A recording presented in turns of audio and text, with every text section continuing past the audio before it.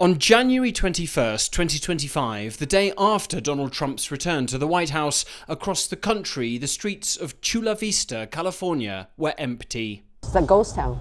There's people that just don't want to come out.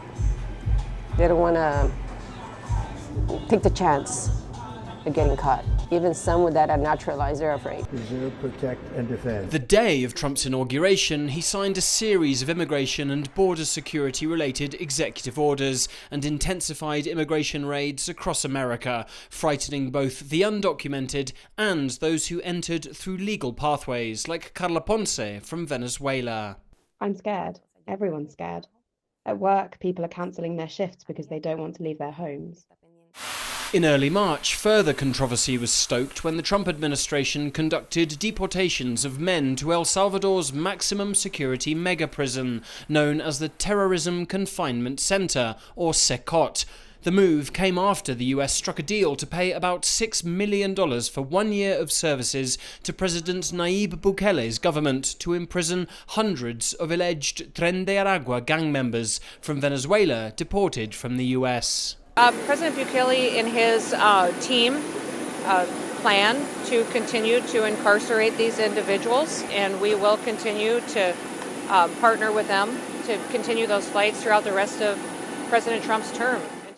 Humanitarian groups expressed concerns over the placing of civil immigration detainees in a facility designed for violent offenders, while a US judge's court order to halt and return the deportation flights as they were happening was disobeyed by the Trump administration.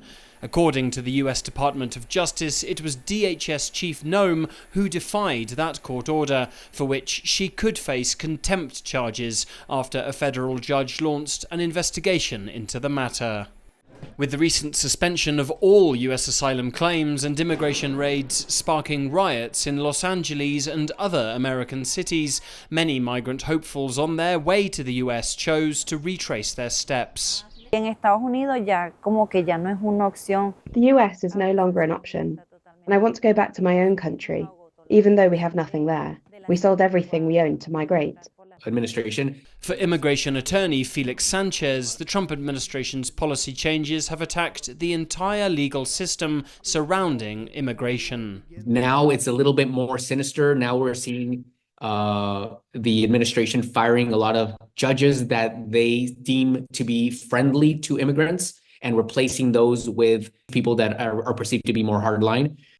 So the impact will progressively get worse during the next 4 years. As for the future, Trump remains firm on his administration's position. How long does your administration plan to pause asylum into the U.S.? I think a long time. No time limit, but it could be a long time. You said that. We don't want those people. Do you understand that? As a landmark year for the phenomenon of US migration draws to a close, the Trump administration's policies have impacted millions, both inside and outside the country.